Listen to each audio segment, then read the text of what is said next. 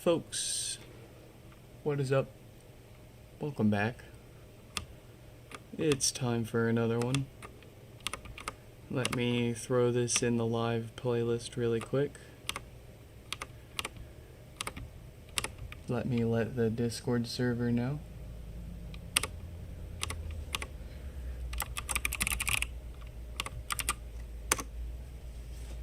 And, oh yeah, let me switch the live chat. There we go. Cool. So,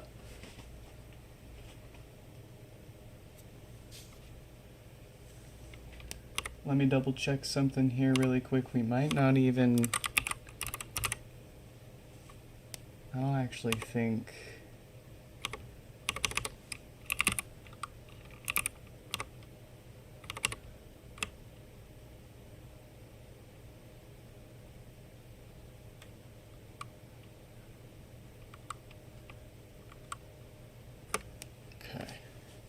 So, we're going to try to save Sam's HomePod here with a quick software restore. Actually,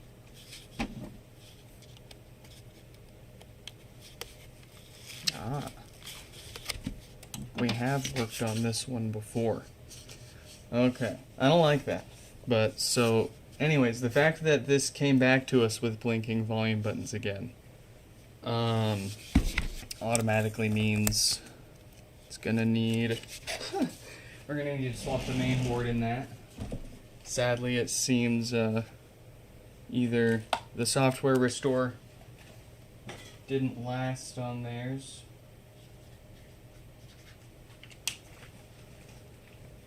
or the replacement board we put in there is no good.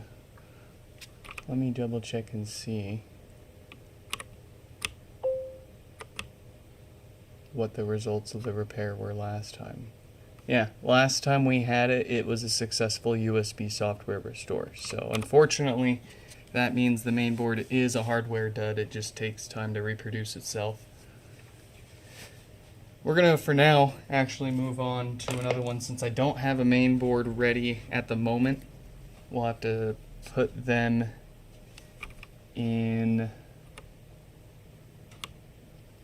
the back of the line. We'll go ahead and work on this one with Bad Touch.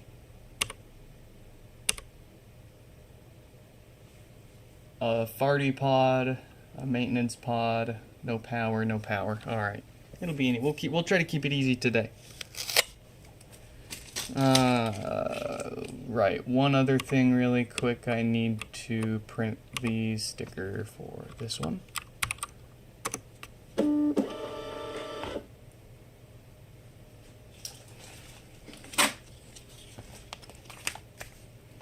One of your HomePods stopped working. It's about 2 years from new. No, there's no reason that it's not repairable even if it's 2 years old. We started fixing the first gen HomePods like a year or two after they were released, when they were still relatively new.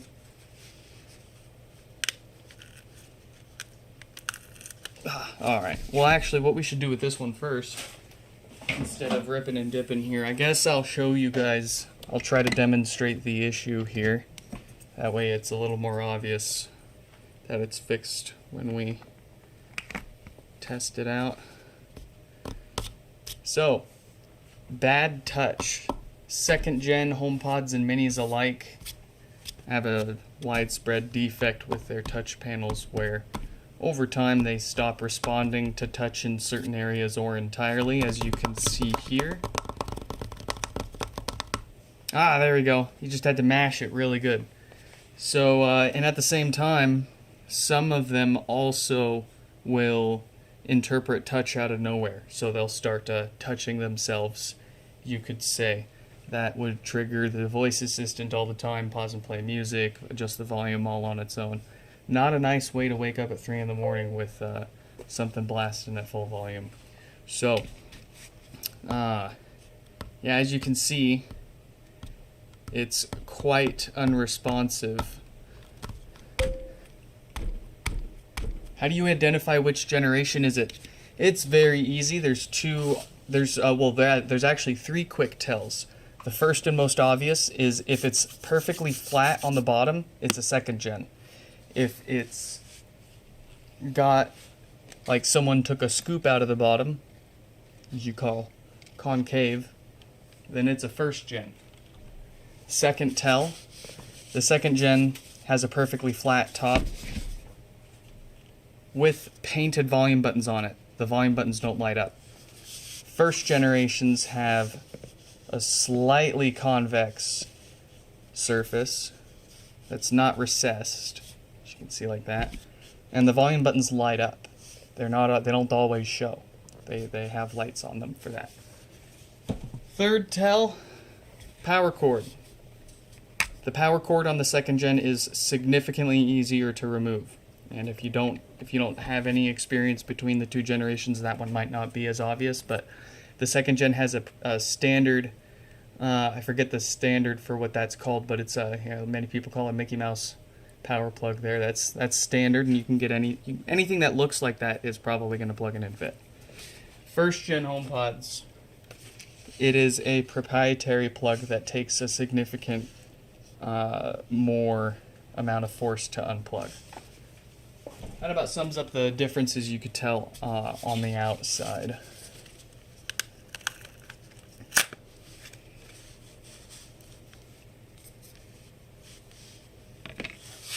Alright, let's rip this apart now that I've shown you guys what's going on with it.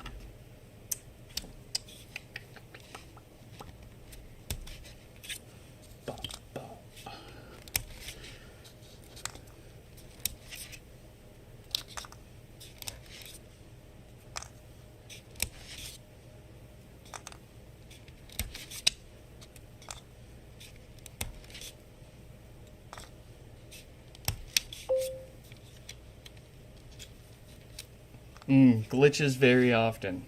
That's a pretty vague description. You'll have to be more specific.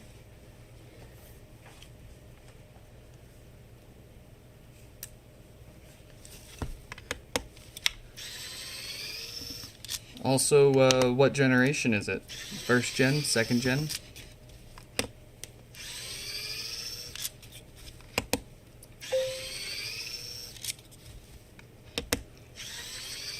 We're fixing a second gen in front of your very eyes, and you're asking me if I fix them.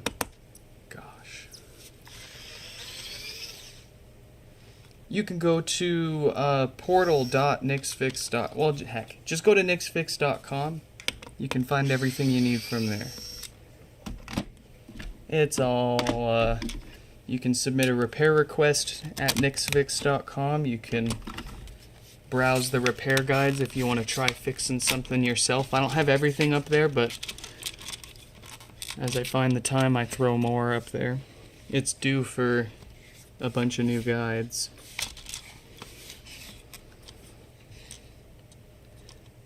Alright. Let's get our touch panel off of here.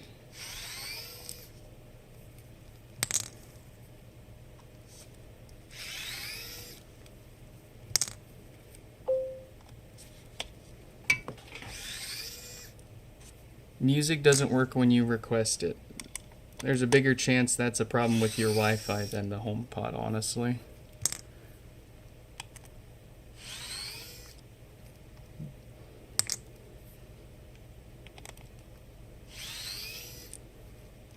Don't hear any complaints like that. Although, to be honest, it's still kinda...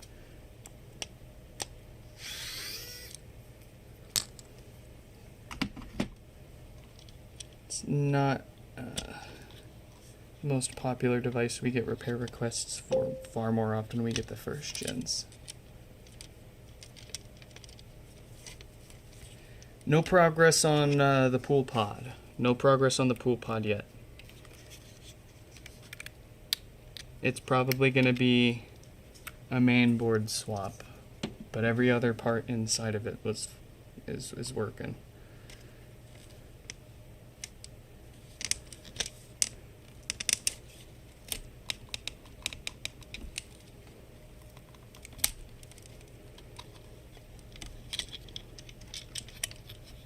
All right, we're in.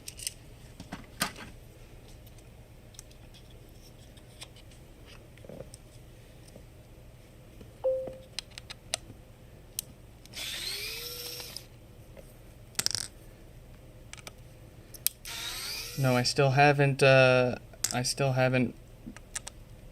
sucked it up and figured out the ultrasonic cleaner yet. It's owed at least a clean in the ultrasonic tank before we give up on it, but I'm not holding my breath.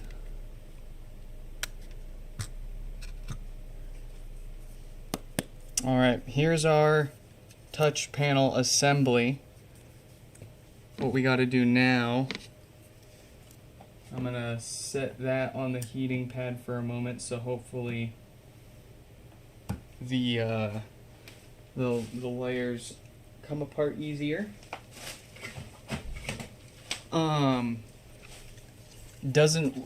Music doesn't work when you request it. So, like, I presume that means that it's still making sound, it's still talking to you, and it's just telling you that it can't play music for... Does it say why? Does it say there's nothing in your library? It said couldn't connect to the internet, check the home app. Does the home app say that it's not connected?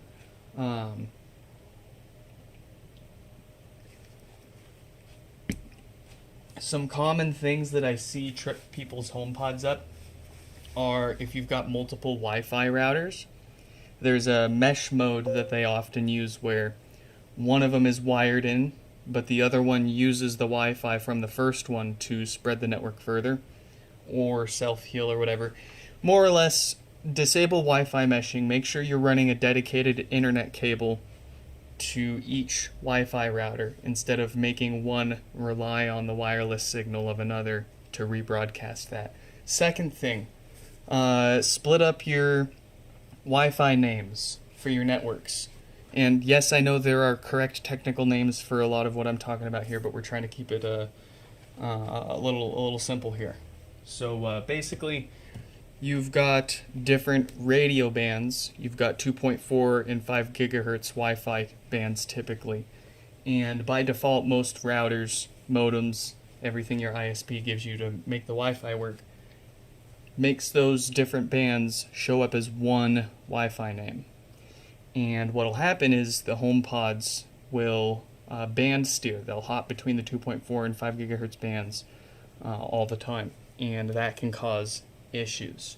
So what I do personally is I give my Wi-Fi name whatever I want it to be, and then I suffix it with either 2.4 or 5. That way I can connect to the band that I want the device to connect to, instead of counting on the Wi-Fi modem or router or whatever you're using to band steer and handle that correctly. So those are the two things I see trip up HomePods the most. Sometimes people use, this is a little more advanced, but sometimes people pick or their Wi-Fi is for whatever reason using a DFS channel, and DFS channels can cause all sorts of issues whenever there's radar equipment nearby.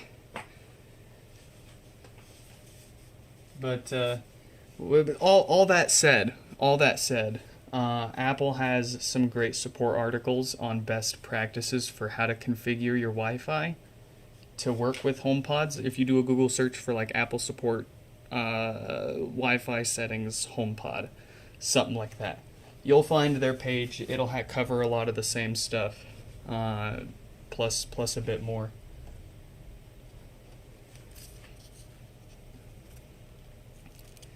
But all that said, that could be not your issue entirely. I just frankly don't really know enough info about what you got going on to say.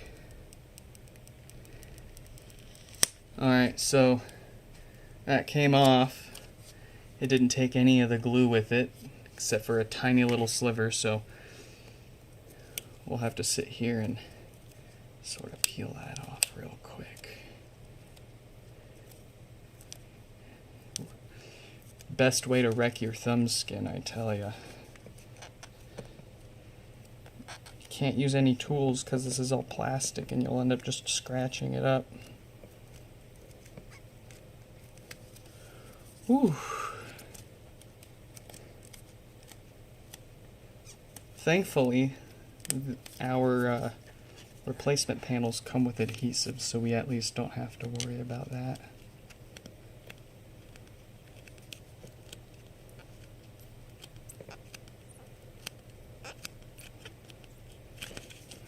Ooh, I do sell these touch panels on my shop now. If you want to fix this yourself, you're more than welcome to. And you can get them quicker and cheaper than AliExpress. Isn't that crazy? I'll get it to you quicker. I'll get you a higher quality one than what you'll get off AliExpress. I can promise you that. I've tried them all. I've talked to the guy that originally developed the replacements, and everybody's basically been knocking theirs off. So it's nice to get our hands on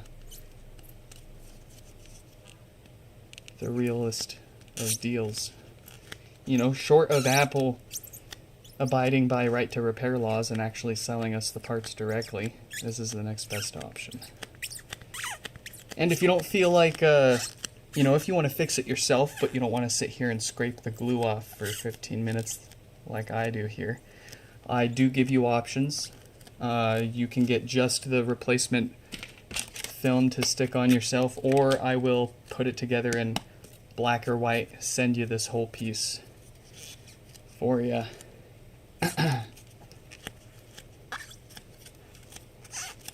Oof.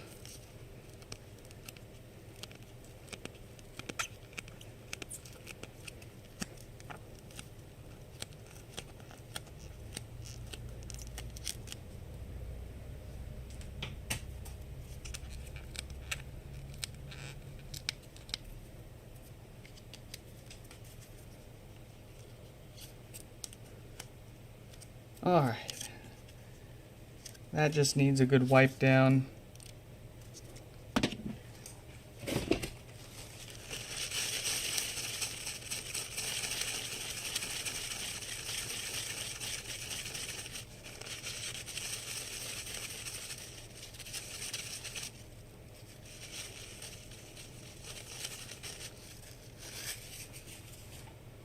One more good.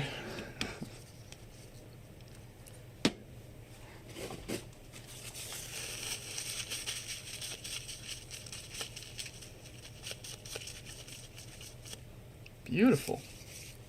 Okay. Let's grab the goods.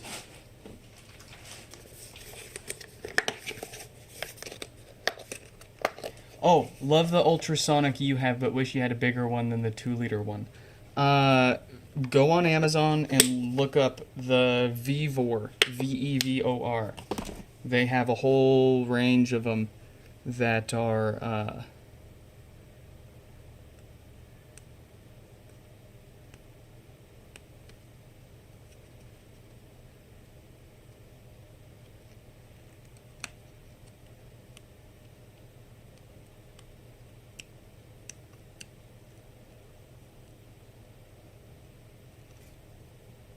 Sorry, just want to make sure I get...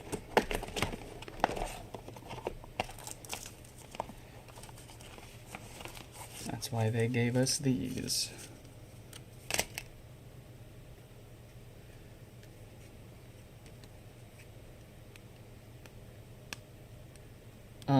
Yeah, Vivor has some pretty big boys on Amazon for a surprisingly good deal.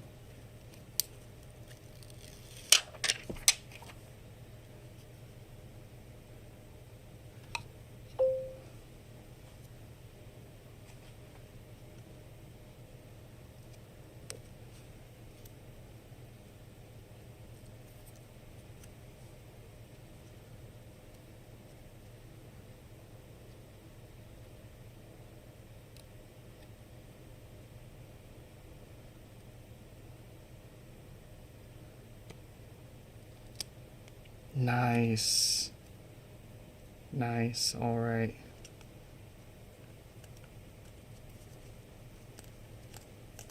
Let's get that on there, squeeze all the bubbles out.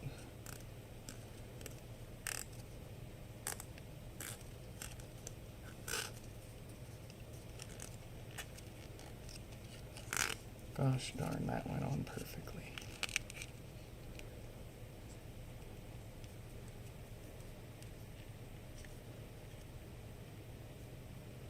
Alright, and then I should be able to take this. That's not.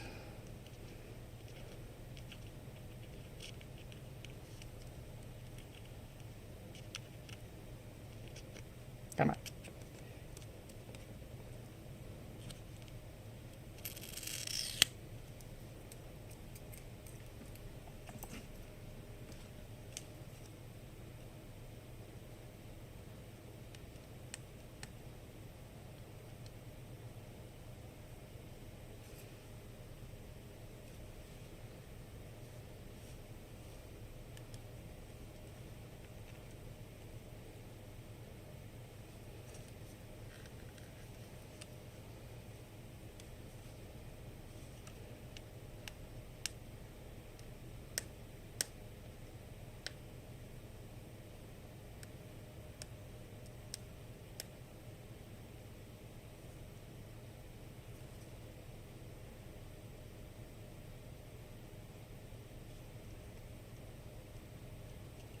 All right.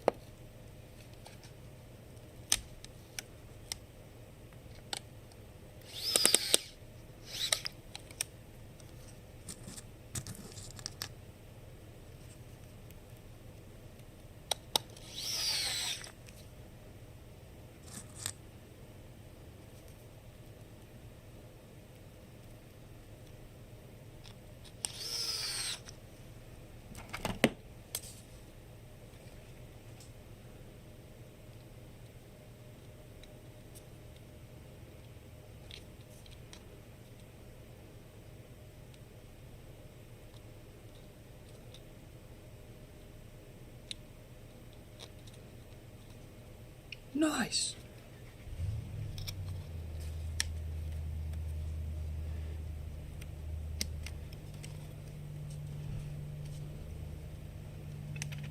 All right. I gotta fix this logic board ribbon cable really quick. It's pulled out a little too much.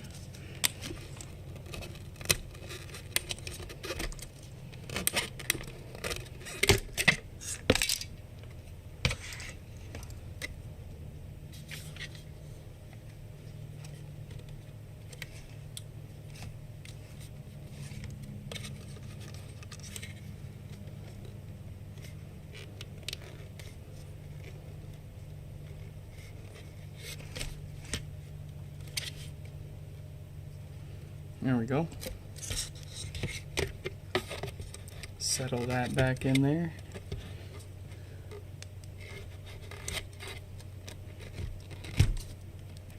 Make sure we've got all our screws. 2, 4, 6, 7, 8. Cool.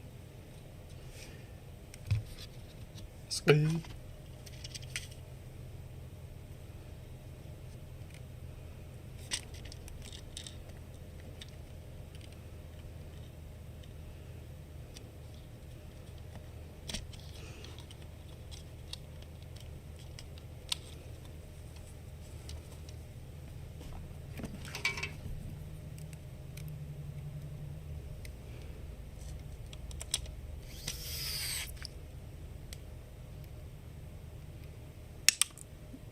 Oh, where did that go?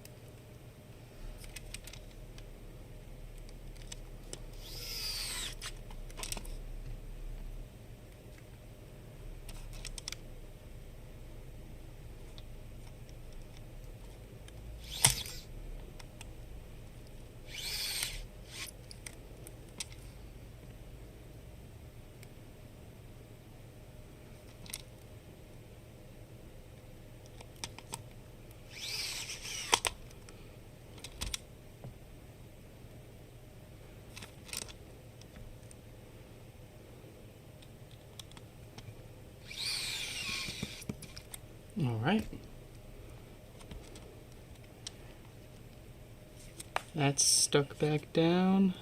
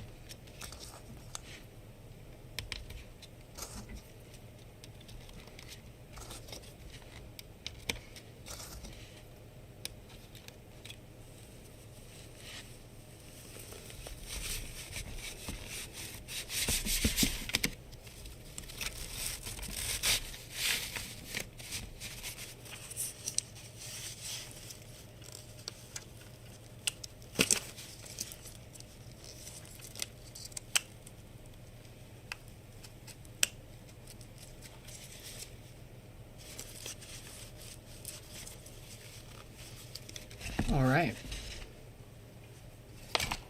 Let's see what we've got.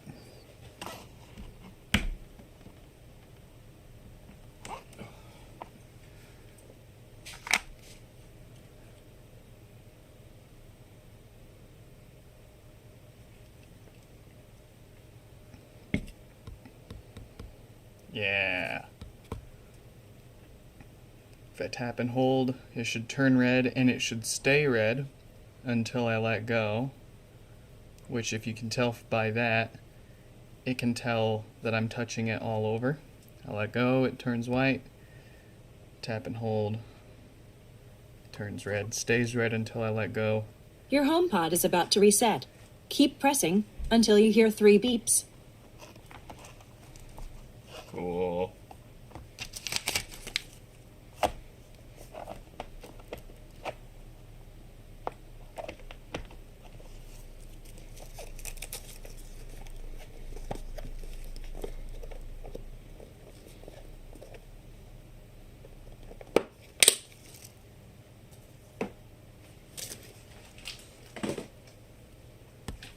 I'm having trouble connecting to the I'm having trouble connecting. Perfect. That's fixed.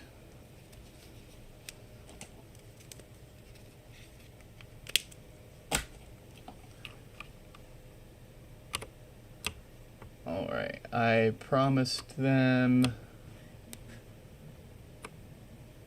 let's see. Get them a bill, get them out of here.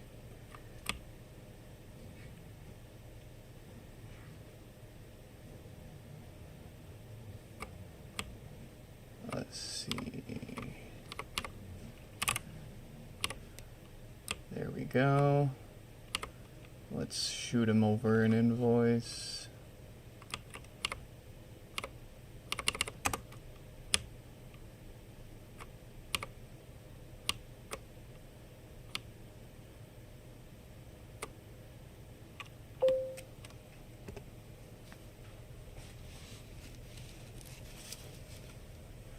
Shuffle hands, welcome back.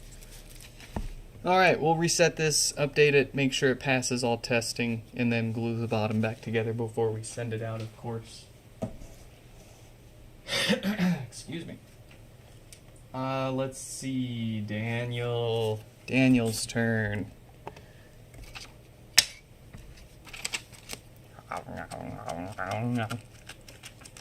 Yuck.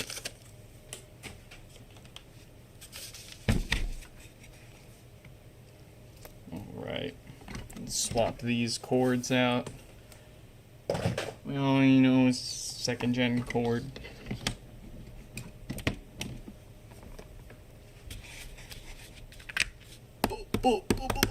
Oh.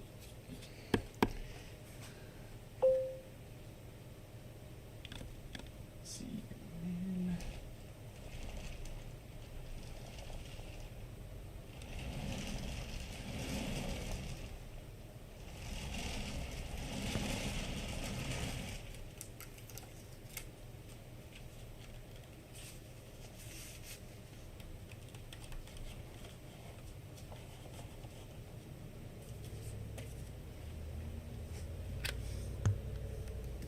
Alright, so quite the pop from that pod.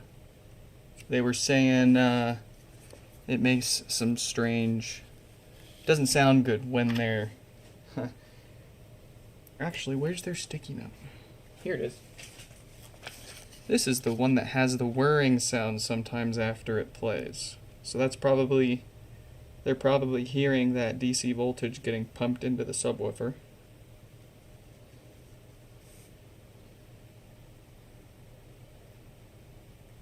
One second.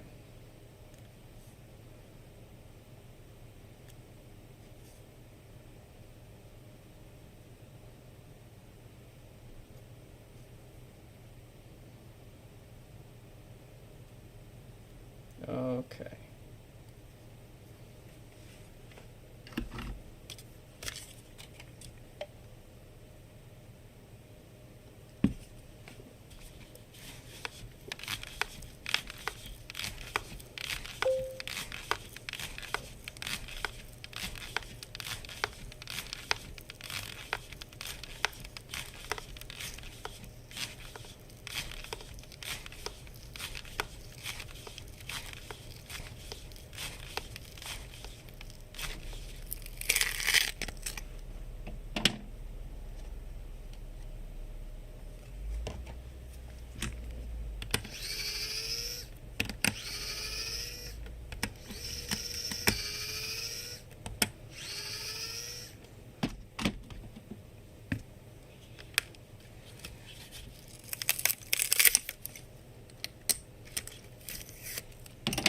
I hope Stefan's doing alright.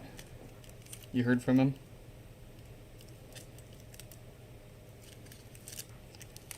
I presume you got the bad news. He's probably out hunting for them right now.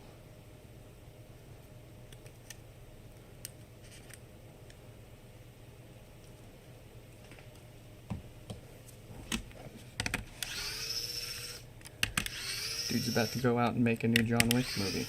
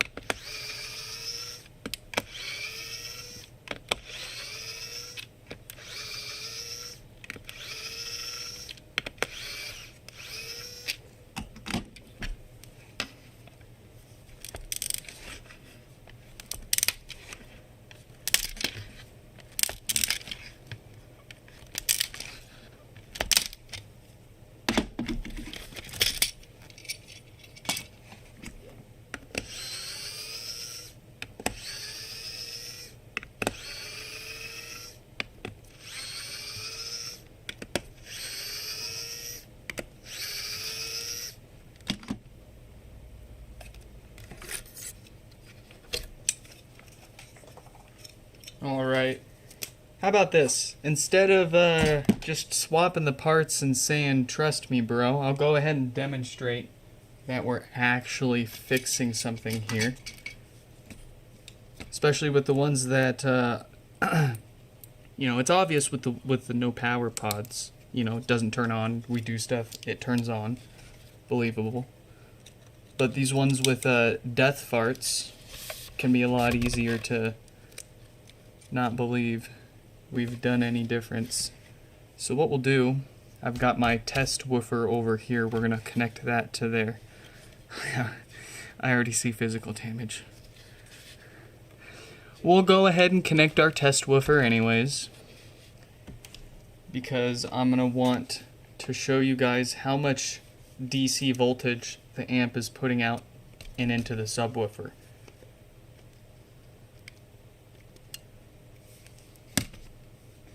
In the audio industry, we don't like to see more than 30 to 50 millivolts. That's fractions of a fraction of a volt. 50 millivolts.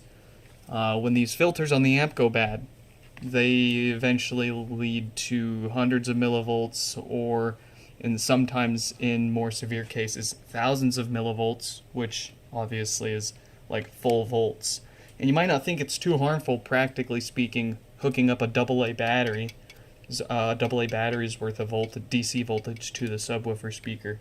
But over time, it does cause damage, because instead of that natural in and out and return to neutral middle movement that cools the subwoofer, that DC voltage holds it in one place, restricts the movement, and overheats things, making them work harder for a worse result. So anyways, let's plug this in really quick. See, still turns on. We didn't break anything yet.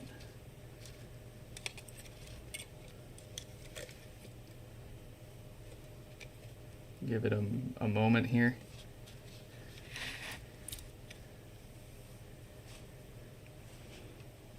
And it's useless to take any sort of measurement until the amp is actually on. And when you plug these things into power, by default the amp is not on. You actually have to do something with it in order to get it to kick the power on for the amplifier. And that's when you That's when you're going to hear that pop too. So let's take our measurement now.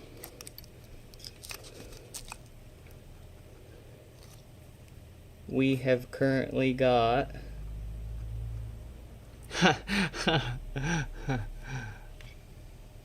400. Oh, you can hear it too.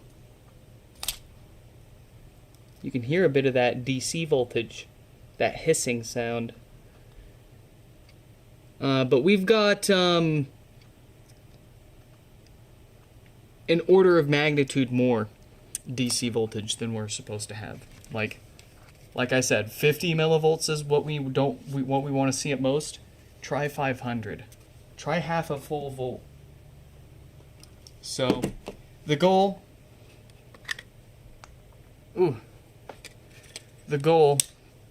is to get that number back down under 50 millivolts. Easy freaking peasy.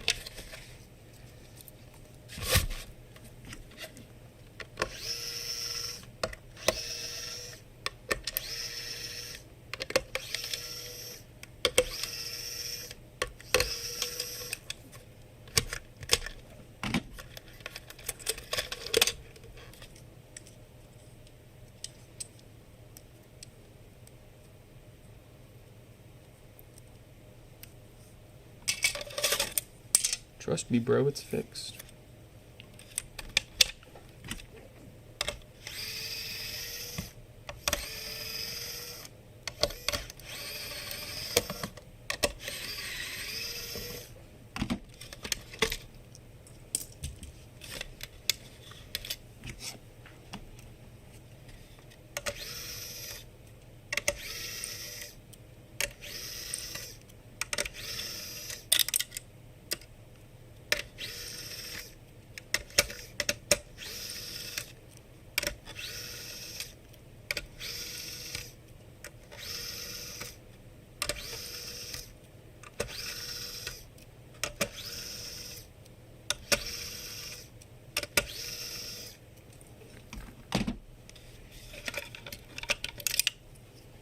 Alright, let me grab my new parts.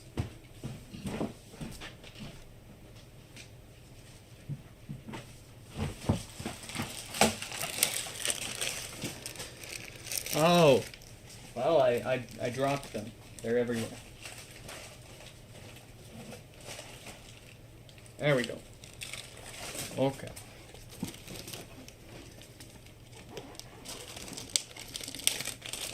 So,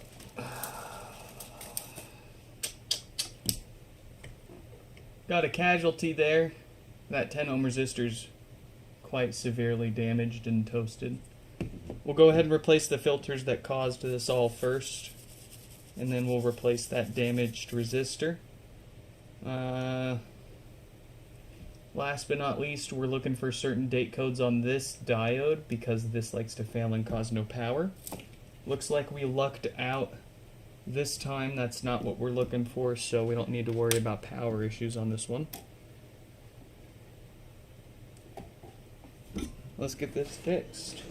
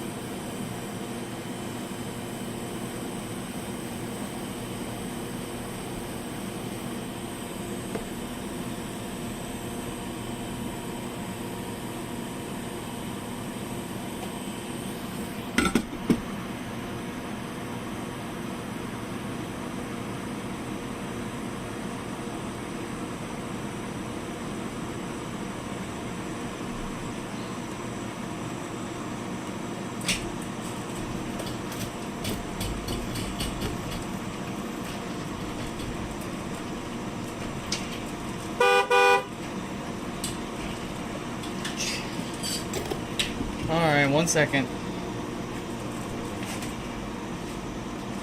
While I'm holding a hot iron, man.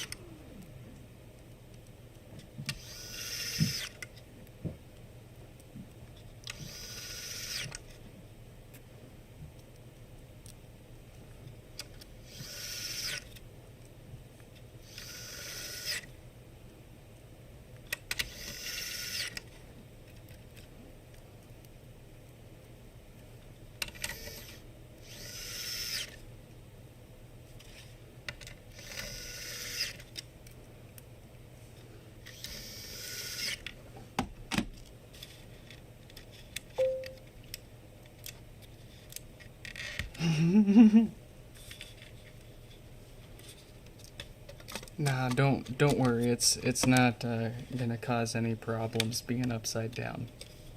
At least within the warranty period. Outside of that, not my problem. I'm just kidding. For those of you who don't know, I'm just kidding.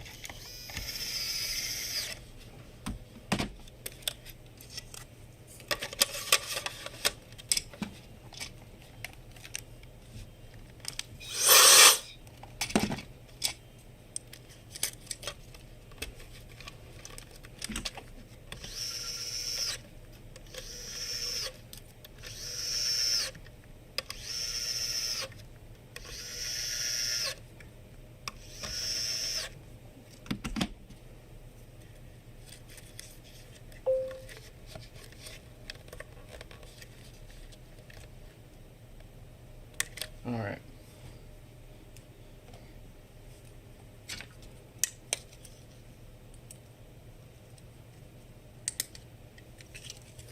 I'll show you it's fixed now. Just trust the numbers on the screen, bro. That means it's fixed, bro. Just trust me.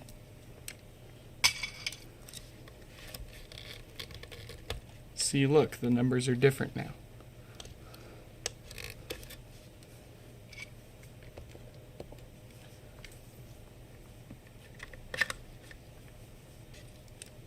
Look at that, it still turns on.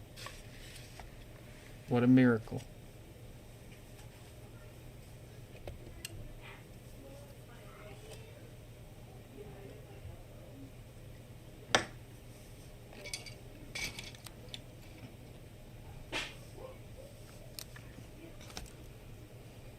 Can you see that?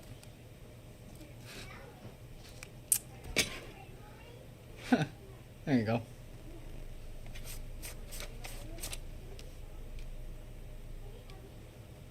Wake up. Wake up. I'm having trouble connecting to the internet. Perfect. And our result is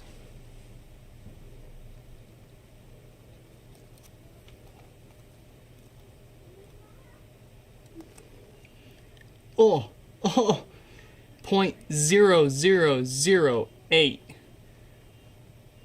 If this was my older meter, we wouldn't have that'd be that's undetectable. It's perfect. You literally couldn't get better than that. Just trust the numbers on the screen, bro. See, they're different.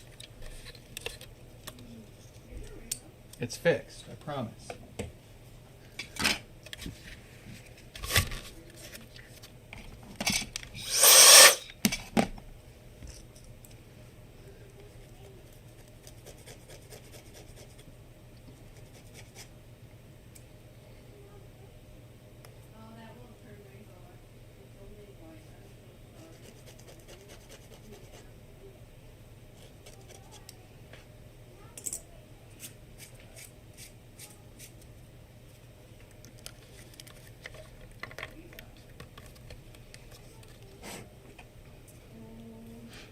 The subwoofer surprisingly survived. It didn't get roasted.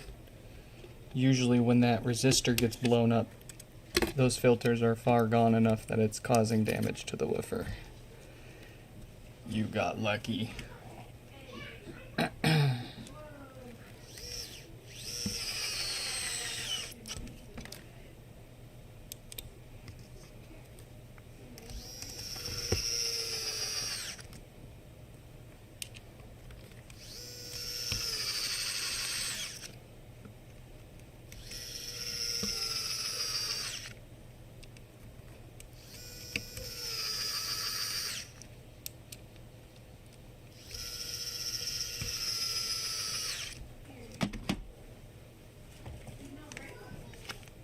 No, we don't need to glue this one. It's already still got everything.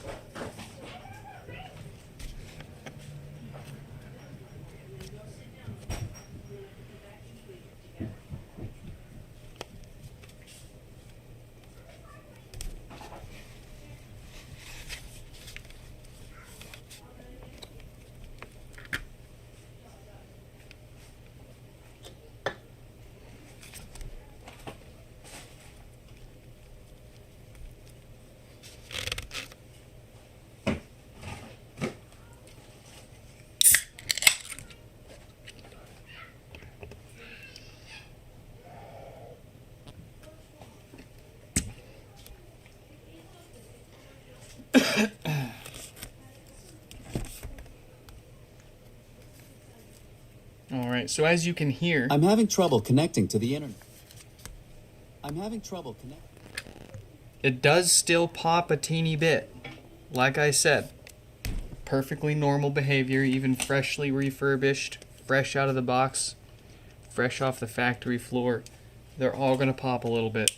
What matters, and it's hard to tell without experience, is how loud that pop is, along with any other symptoms. So, also the fact that we're testing that so soon after soldering those capacitors until they've cooled off and settled in for a day or two.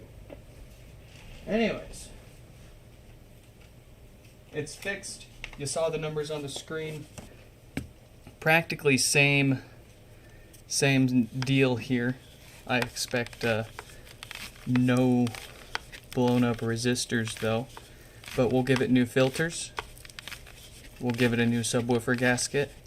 We'll see if it needs a new diode to prevent no power issues.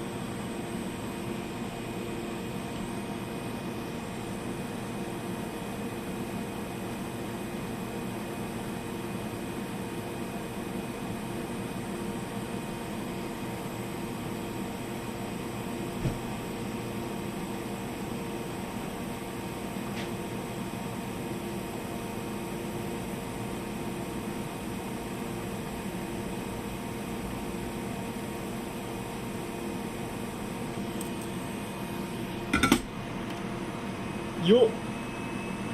Yo! Oh! That's what we're looking for with that no power issue. So let's get that diode replaced before it gives them a reason. Just trust me, bro.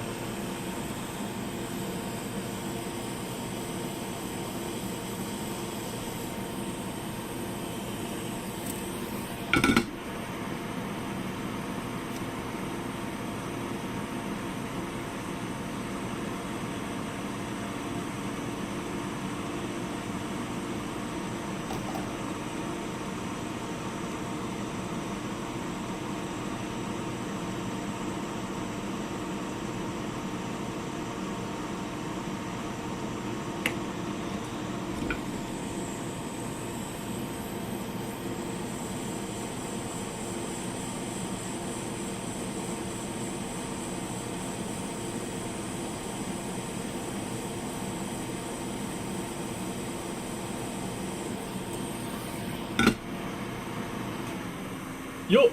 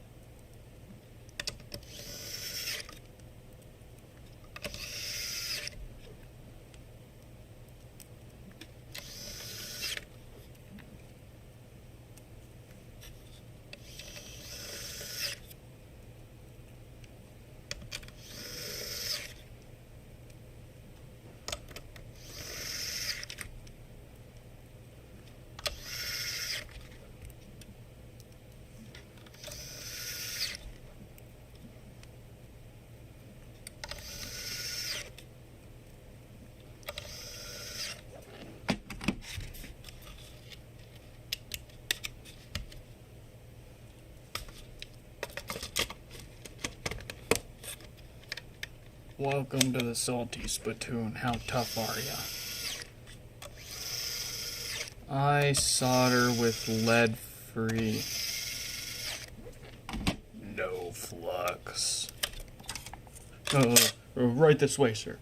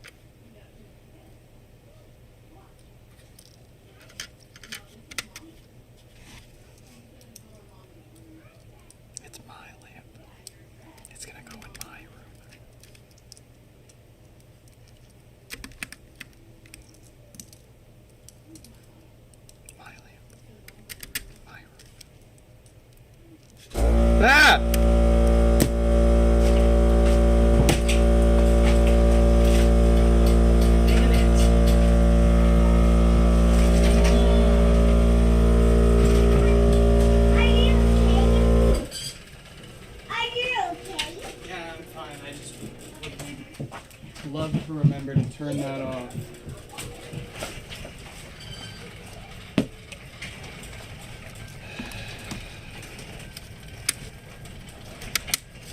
Fucking air compressor.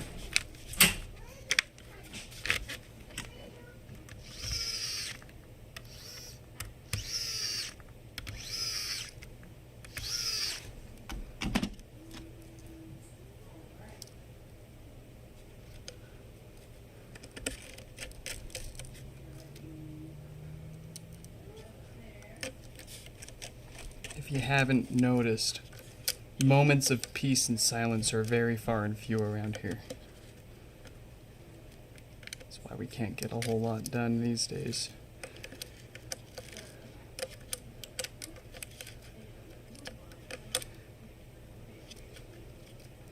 Never a dull moment, as my boss would say.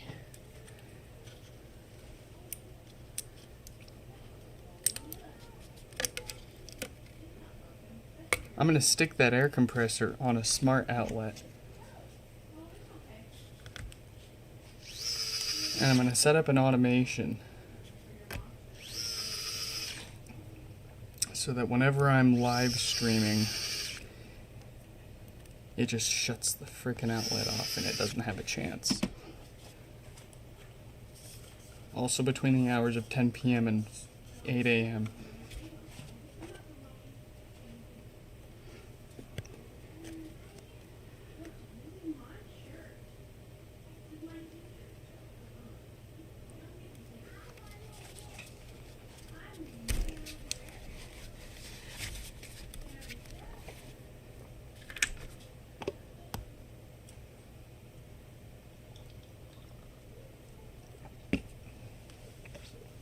All right. Let's see.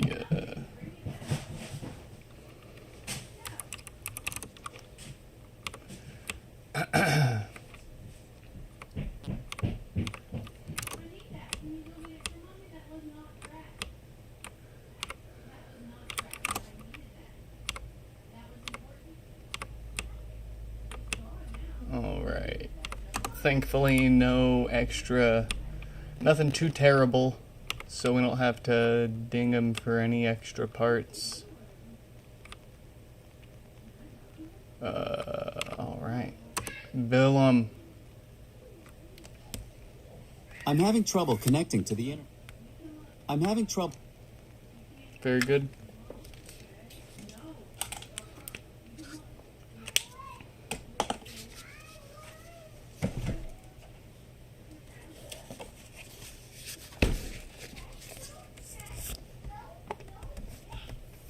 Min's turn, no power, no lights. Harsh. Okay. Alright.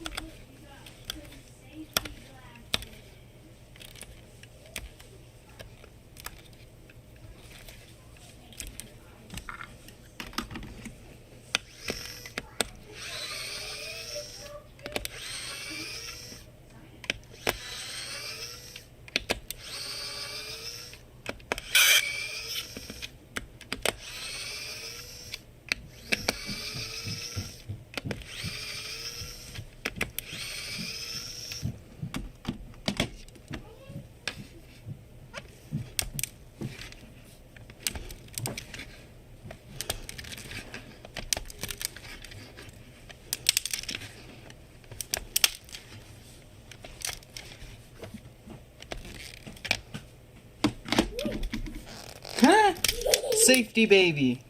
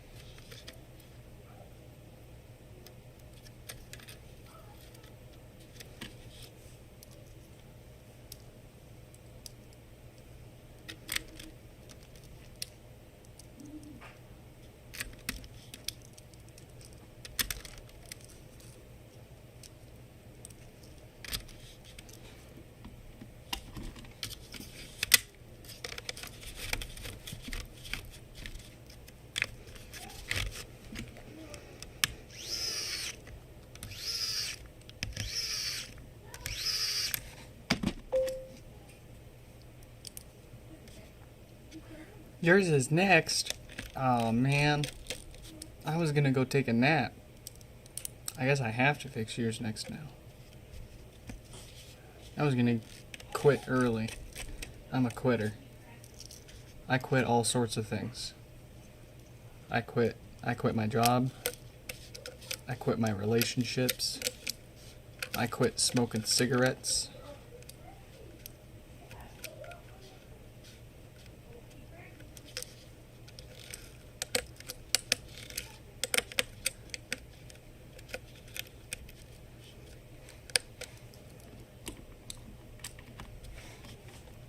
Why can't I just sit around all day and eat ho-hos?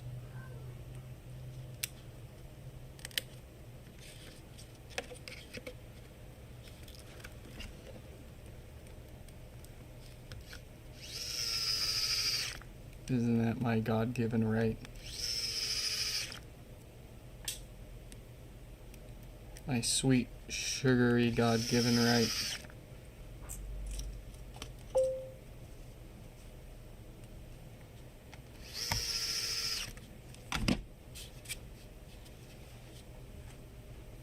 Quitting smoking is great, dude, let me tell you. Wasn't that difficult for me since I never really started to begin with, but once I decided to quit, oh, night and day difference.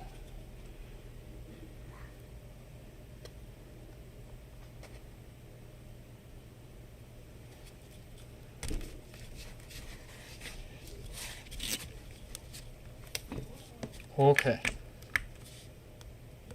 Yeah, it's fixed.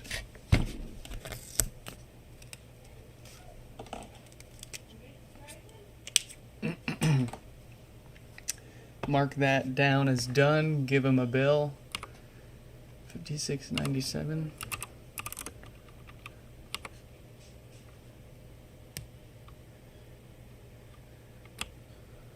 Let's see.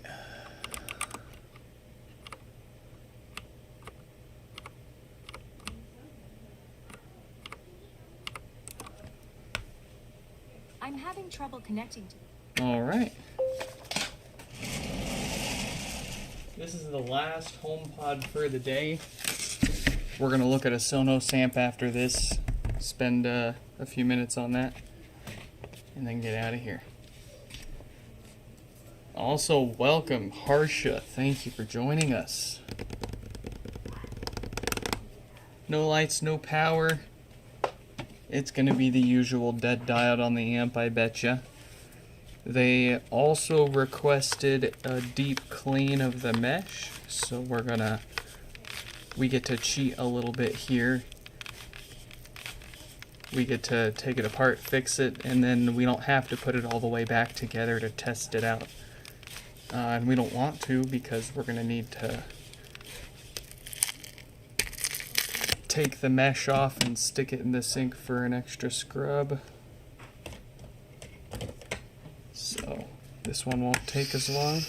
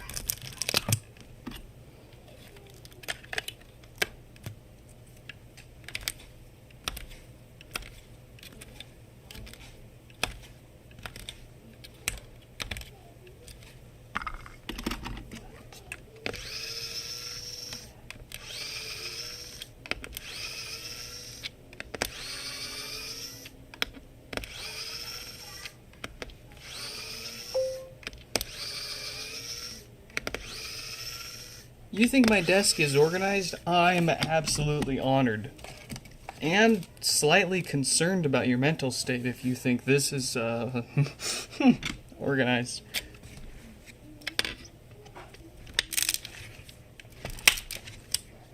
I'll just shut up and take the compliment. Thank you.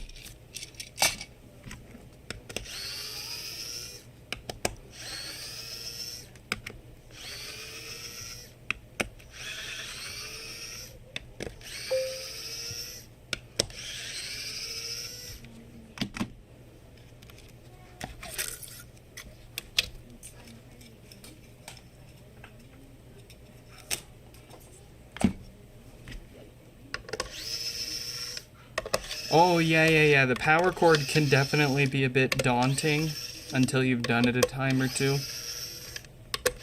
Once you've done it, then you're like, oh, I can just yank on it like that? I'm supposed to just yank on it like that?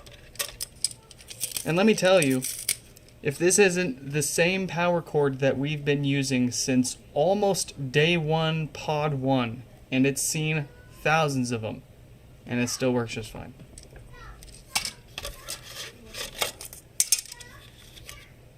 So the lifespan of unplugs and plugs and inserts and de-inserts is not the reason why Apple didn't tell us about it being removable, I think.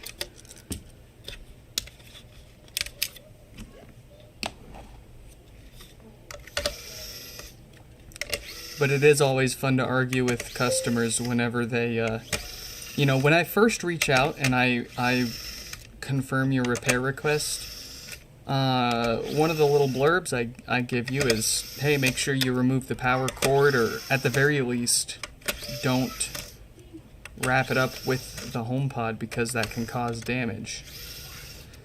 And people they bounce back thinking they got me, thinking I'm no expert, thinking I haven't fixed thousands of these things.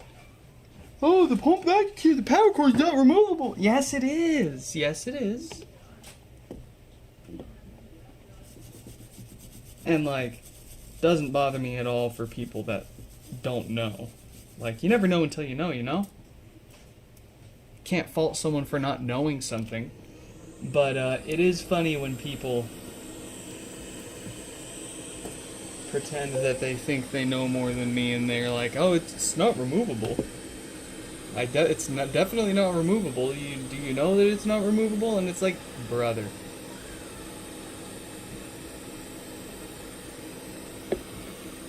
Didn't they do the same to the all-in-one computers? I'm not sure. I do know that there were some of them where the cord wasn't very easily removable, but I don't know if it's the same situation as the HomePod where you just need to pull on it a little harder.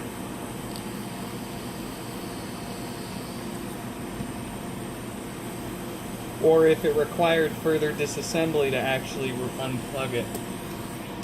But for HomePods, you just yank on it.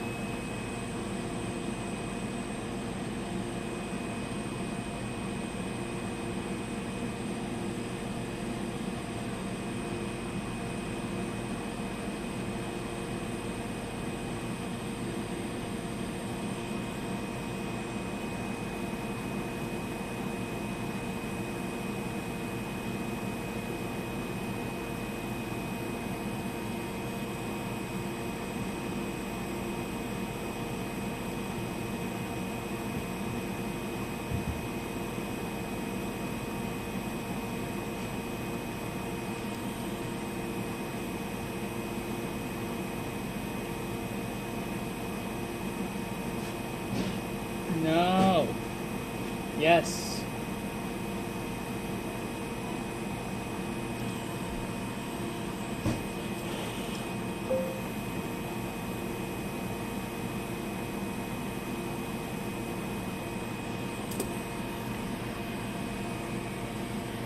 Other than the diodes. Well, you're watching us replace the, what I do first are the filters. These go bad and cause death farts and all sorts of bass issues.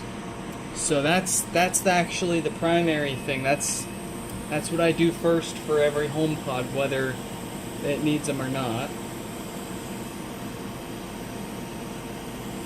And then we're gonna replace that dead diode. That's causing power issues. It's going to be with a new diode that won't fail again, and I can say that for certain.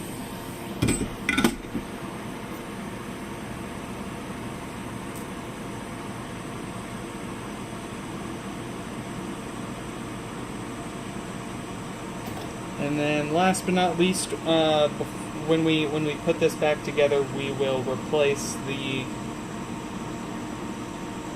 original foam subwoofer gasket with our bright green rubber piece that's nice and custom fit.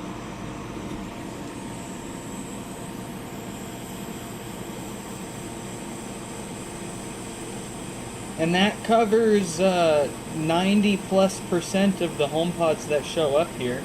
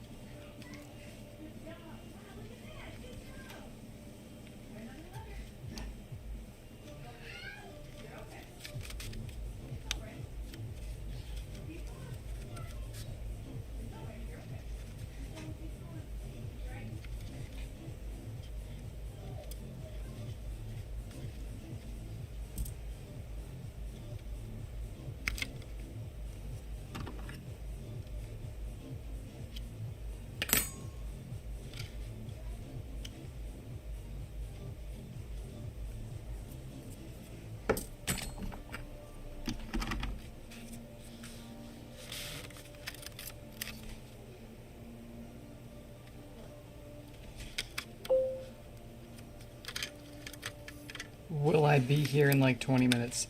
Stefan, hope you're doing all right. Hope all is as well as it can be. We're gonna poke around the Sonos amp for honestly probably 15 to 30 minutes and then get out of here. So not for too long. I can't promise.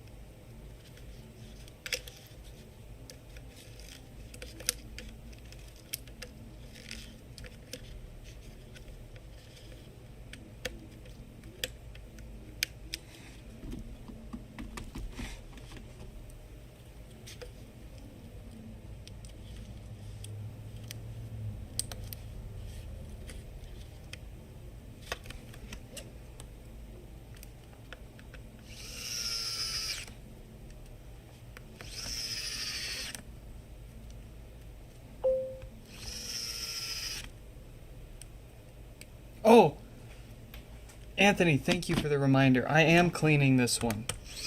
You caught me. I'm gonna leave those out, but we can at least see if this thing is fixed and worth cleaning here. Thank you, Anthony. I mean, I guess at this point I saved myself, what, 30 more seconds, but...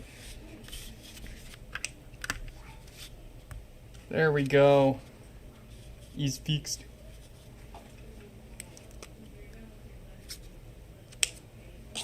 Now the question is, will this mesh hold up to a scrub in the sink? And I will say, I think so. Yeah, we can give this a scrub.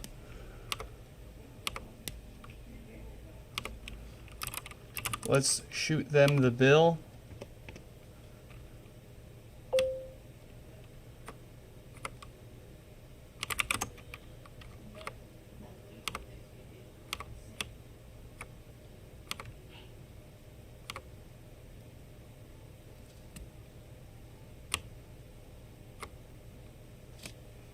All right. I'm having trouble connecting to the internet.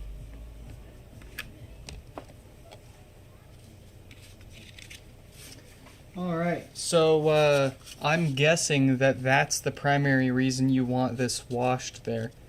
That should be trivial. The bigger concern is, will this fall apart when I scrub it up? And it should be all right. If it does fall apart, I'll accept that and replace it. But that's my judgment call. I give people two options for the cleaning. Well, I guess technically three. You can choose just to not worry about getting the clean. You could choose to let me clean it if I think it's going to hold up and survive.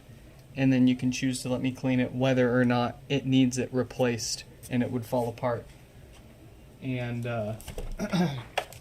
that one they said fix it if you can, or clean it if you can. Don't charge me more if it needs more.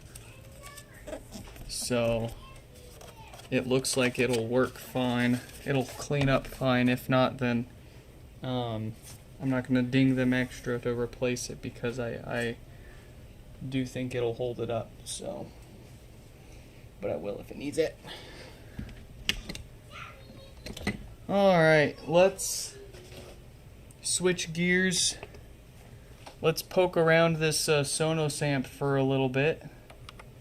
And then we're going to get out of here. So, Sonos. No power?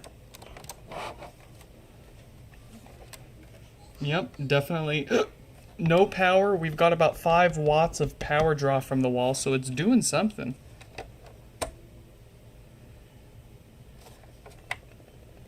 I don't hear...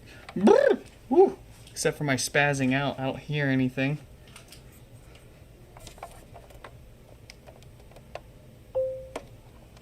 Okay.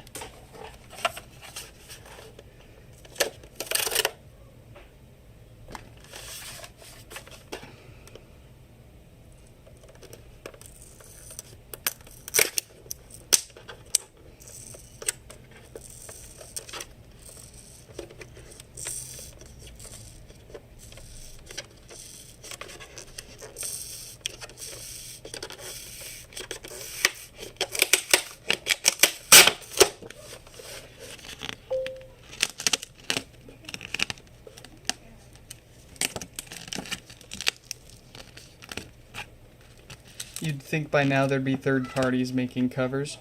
See, I don't know about that. We're talking maybe a few million units of the first gen ever sold.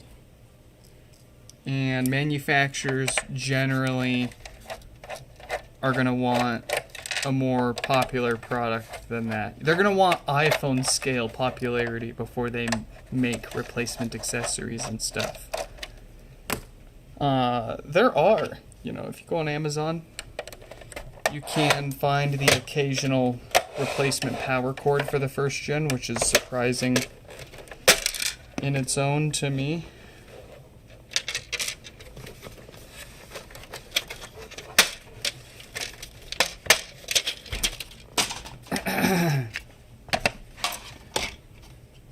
Okay. Let's plug it back in, take some quick measurements, see where the breakdown is. Oh, I did hear it click. So the power supply is getting power. Enough power that it's clicking on a relay.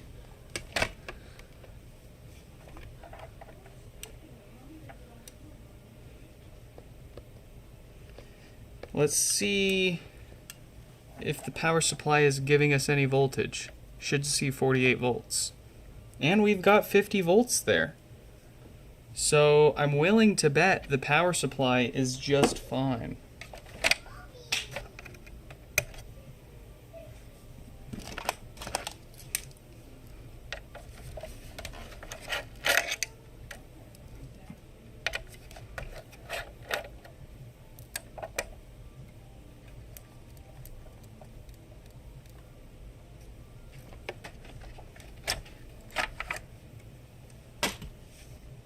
How much you want to bet it's a short on the main amp?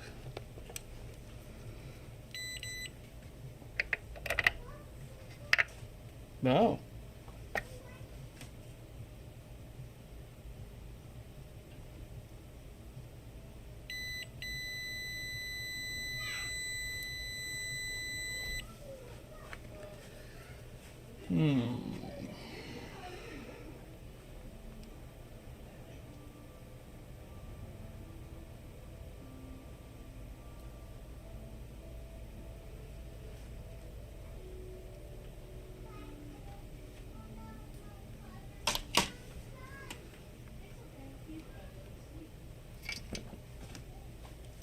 All right. Let's see.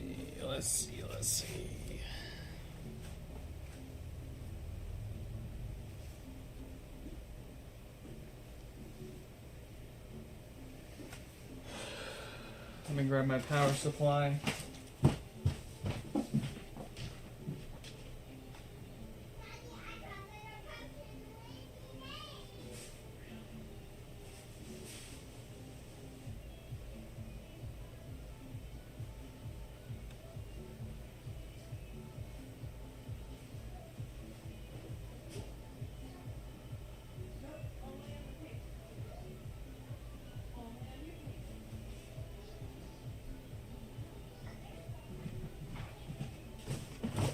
Alright, I've got a desktop power supply here. Now, in my experience, this probably won't work. with these, with this kind of power, but it should at least turn on and complain about the power supply if we force it 48 volts.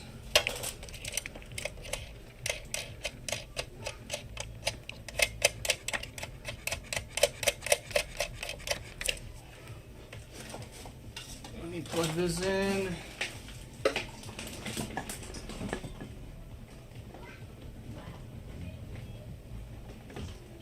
The goal is to cut the diagnostic work in half because right now we don't know if it's a power supply issue or an amplifier board issue. Which one's ground? This one's ground.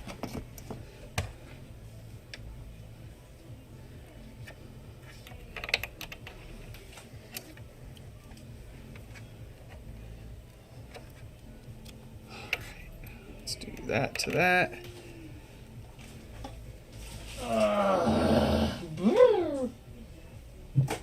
don't know where my probes went, but it doesn't help that the floor is a solid mess.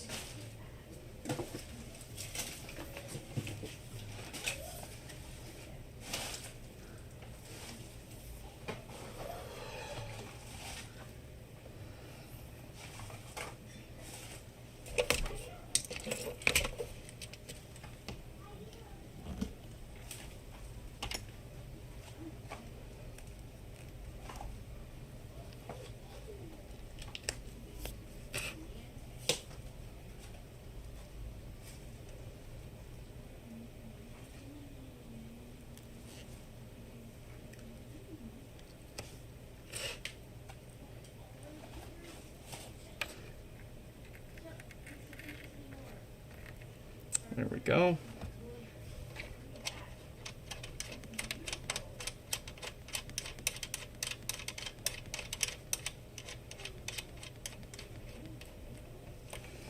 Alright, now if anything's taught me, don't hook it up until you've set the voltage, because it could be higher than I want, and I don't want to fry it instantly. Alright. Contact.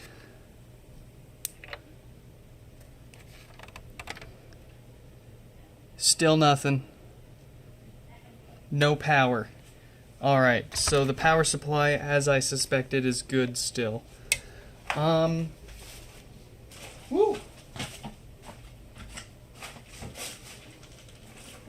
We're actually about out of time here today. We're gonna get out of here. We'll pick this up tomorrow.